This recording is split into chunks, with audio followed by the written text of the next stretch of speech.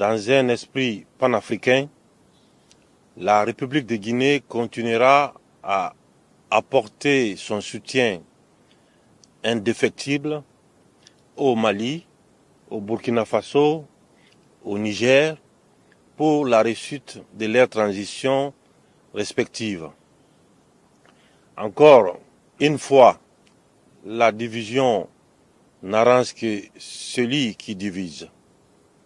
Nous devons continuer à nous concentrer pour trouver des solutions africaines pour le bien-être de nos populations. Sur le plan national, nous avons entrepris des réformes structurelles profondes pour renforcer nos institutions, garantir une gouvernance plus transparente et responsable et lutter contre la corruption.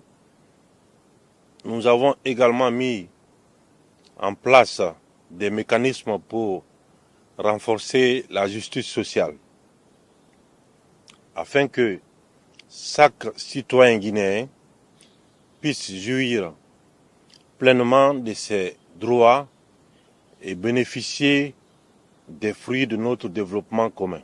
Guinéennes, Guinéens, chers compatriotes, depuis notre engagement à faire la justice la boussole de la refondation, nous avons posé des actes décisifs pour continuer à consolider le vivre ensemble.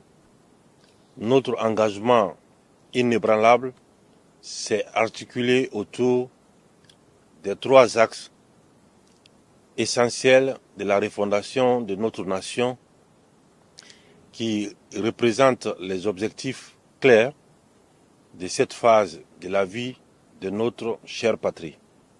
L'axe social pour rétablir le vivre ensemble, l'acte économique pour amorcer le processus de développement socio-économique durable de notre pays afin d'assurer le bien-être de la population, et l'axe politique pour bâtir un état de droit à travers la mise en place des institutions fortes et crédibles avec la justice comme boussole pour nos concitoyens.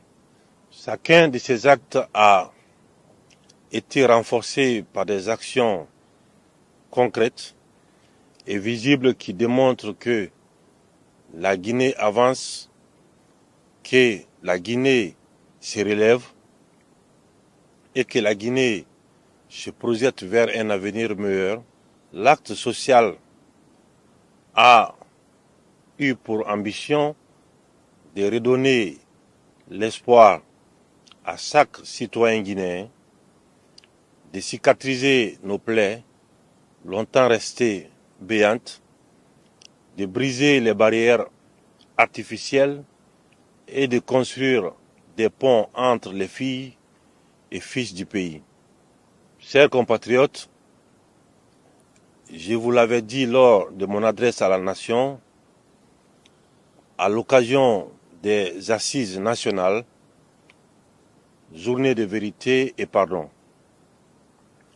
Je réitère à nouveau, durant toutes ces décennies, nous n'avons pas cessé de nous faire du mal. Des soleils pâles ont succédé aux nuits sans étoiles. Il est temps de s'arrêter un instant et de purifier notre ciel. Il y a tant de beauté à y inscrire et nous sommes les dépositaires de cette lumière léguée par nos ancêtres qu'il faut préserver. C'est vers ci que je tends chaque jour mes modestes mains afin de recueillir leurs bénédictions pour avoir la force et l'humilité de vous servir. Dans l'unité, le vivre ensemble, l'amour de chacun envers son prochain dans notre pays est la pierre angulaire de notre action pour le bien-être de la population. Je dois admettre que notre histoire est complexe. Cependant, au nom du sens des responsabilités de nos pères fondateurs, jusqu'à aujourd'hui, je formule le pardon envers toutes les filles et les fils de notre pays. Ensemble, avançons main dans la main pour assumer notre histoire commune, afin de continuer à bâtir une Guinée prospère. De même, nous devons continuer le devoir de mémoire et accentuer la réhabilitation de celles et ceux qui se sont sacrifiés pour notre patrie. La justice doit continuer à situer les responsabilités dans le but de soigner les blessures profondes. À titre d'exemple, l'organisation du procès historique des événements du 28 septembre 2009, qui constitue un acte de justice inédit, marquant notre détermination à rendre hommage aux victimes et à restaurer leur dignité. Un acte fort pour réparer les erreurs du passé et rétablir la confiance des citoyens en leur État. Grâce à l'organisation de ce procès, la Guinée a montré au monde sa faculté de gérer et de régler les différends en faisant confiance à ses juridictions nationales. Ce jugement a permis de montrer la rigueur, la résilience et la capacité de notre pays à faire face à ces errements et erreurs du passé. Au cours de l'année passée, nous avons également œuvré pour le rétablissement dans leurs droits de plus de 2600 ménages déguerpis de la zone de Kapororaï et d'Équipé. 2. En favorisant l'acquisition des nouveaux domaines où ils pourront se réinstaller. Cette réparation était attendue par nos compatriotes depuis 1998. Depuis notre prise de responsabilité, nous avons œuvré pour un renforcement significatif des services de base, notamment dans les domaines de la santé, de l'éducation et de l'accès à l'eau potable. Chers compatriotes, conformément à mon engagement, je suis heureux de vous annoncer que la couverture maladie des agents de l'État et des retraités est désormais une réalité. Cette avancée majeure résulte d'un travail collectif intense entre le gouvernement guinéen, le mouvement syndical et les organisations patronales. Elle symbolise notre reconnaissance et notre gratitude envers ceux qui, au service de l'État, œuvrent chaque jour avec dévouement, souvent dans des conditions difficiles.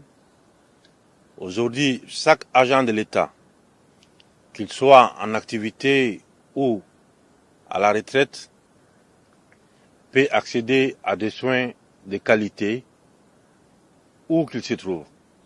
Depuis août 2024, la mise en place de l'assurance maladie avec un taux de remboursement de 80% a déjà permis de couvrir plus de 5000 agents de l'État, qu'ils soient fonctionnaires, en activité ou retraités.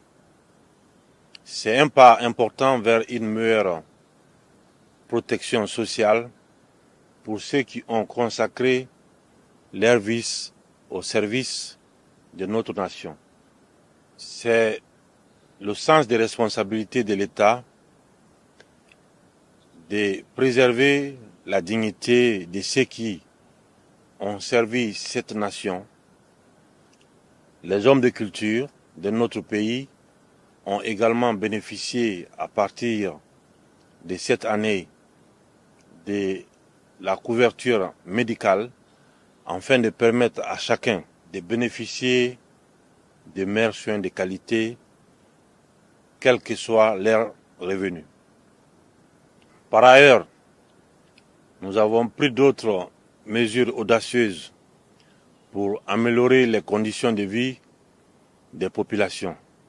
La valorisation des bourses des étudiants et l'instauration des bourses pour les apprenants pour des études de qualité dans des conditions décentes et le recrutement de 20 000 fonctionnaires qualifiés grâce à l'assainissement du fichier de la fonction publique.